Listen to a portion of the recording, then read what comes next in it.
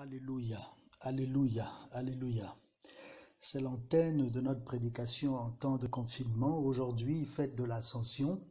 Nous avons comme lecture le deuxième roi, chapitre 2, le verset 1 à 14.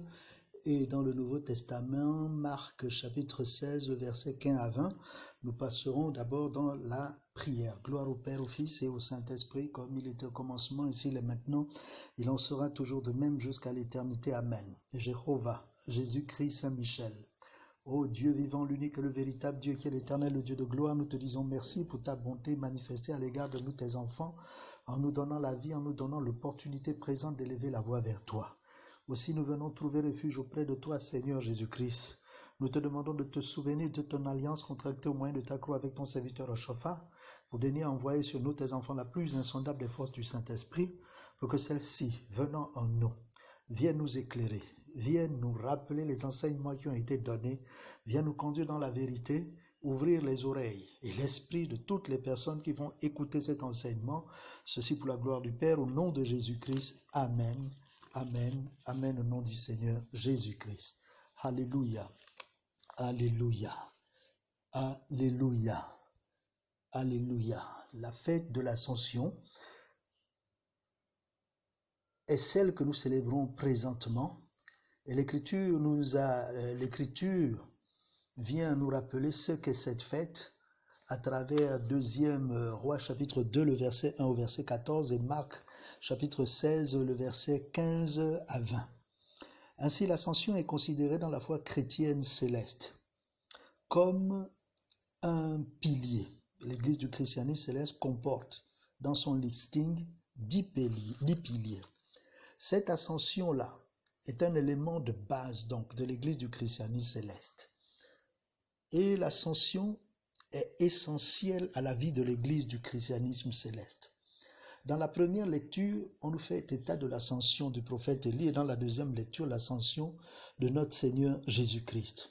À travers les textes du jour, nous avons une autre définition de l'ascension, celle de la révélation de la qualité, de la capacité, des grâces dont bénéficie en fait l'âme des saints et celle des serviteurs de Dieu. C'est pourquoi l'enseignement du jour sera porté sur quelques qualités, quelques capacités et quelques grâces qui sont accordées à l'âme des saints, à l'âme des serviteurs de Dieu.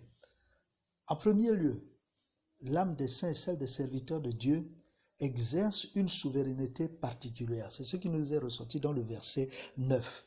En effet, le prophète Élie s'approche de son fils spirituel Élisée en demandant ce que Élisée demande à recevoir de son père. Il n'y a que celui qui a un pouvoir de souveraineté. Il n'a pas consulté Dieu. Il veut agir de lui-même.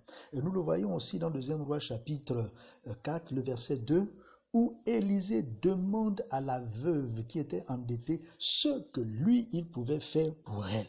Dans Marc chapitre 1, le verset 41, nous voyons un lépreux qui vient vers le Seigneur Jésus-Christ demander la pureté, la délivrance face à la lèpre. Et Jésus a dit, je le veux. C'est sa volonté qu'il exerce. Habituellement, le Seigneur Jésus-Christ ne fait rien de lui-même. Il demande toujours à son Père où il voit le Père faire. Mais cette fois-ci, il exerce sa souveraineté, comme nous l'avons vu sur Élie, comme nous l'avons vu sur Élisée. La souveraineté d'un serviteur de Dieu n'est pas une souveraineté qui est absolue.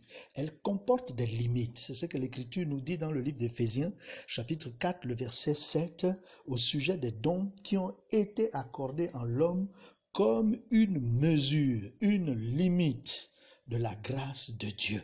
Que le Seigneur nous bénisse.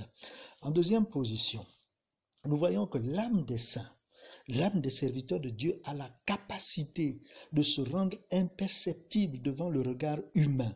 C'est ce qui a été dit au verset 10 de la première lecture, où le prophète Élie dit à Élisée, ces choses que tu demandes sont difficiles, mais elles vont se manifester si tu as la capacité de me voir. La condition, c'est de le voir. Donc, ce qui signifie que d'un moment à l'autre, Élie devait certainement être imperceptible.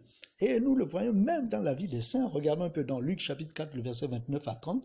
Notre Seigneur Jésus-Christ est passé au milieu des personnes qui voulaient sa mort. Ces personnes l'ont attrapé, l'ont amené au sommet d'une montagne. Au moment où ils voulaient le jeter dans le précipice, elles ne voyaient plus, le Seigneur Jésus-Christ qui est passé au milieu d'eux.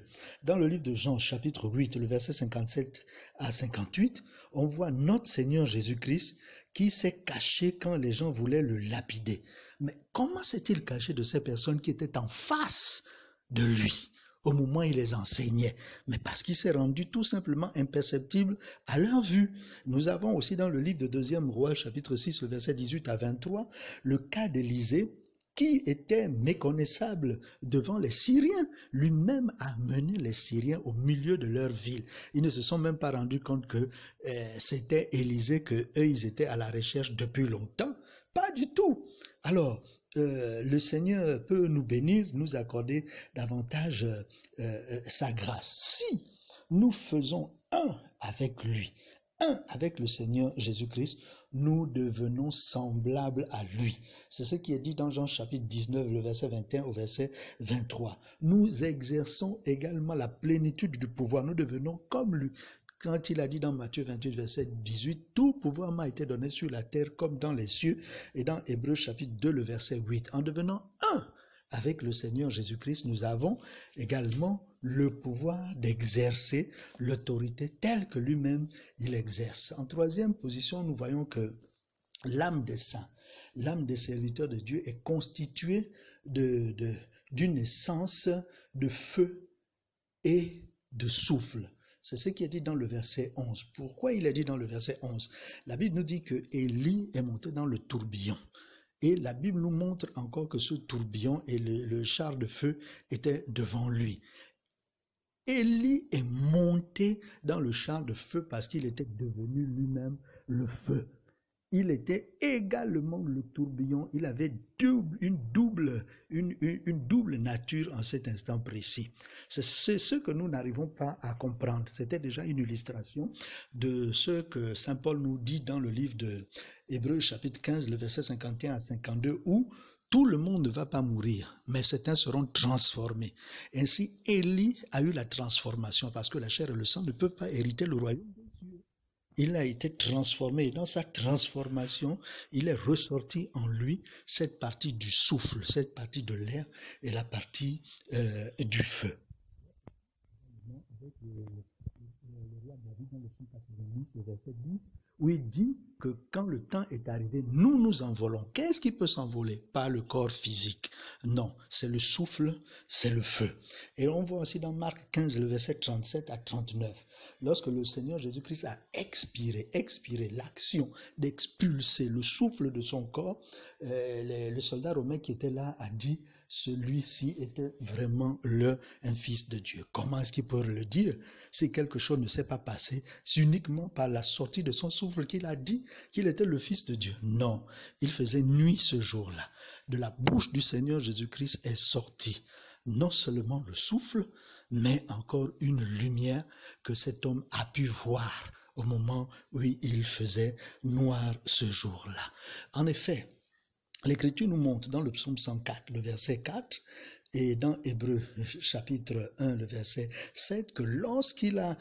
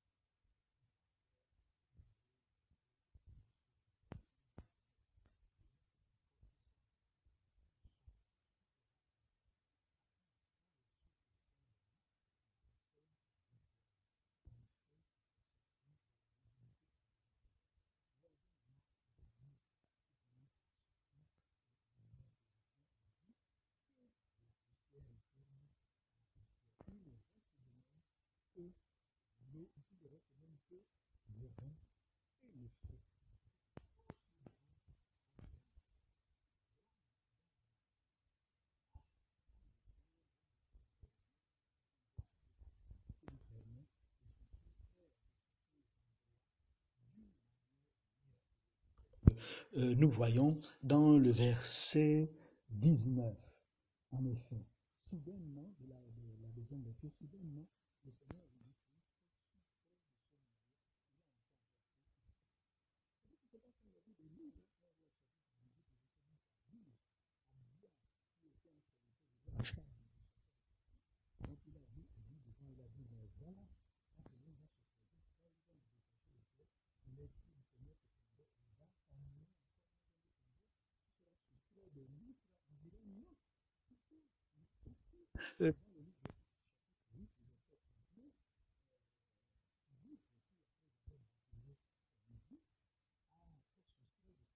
c'est l'Esprit de Dieu.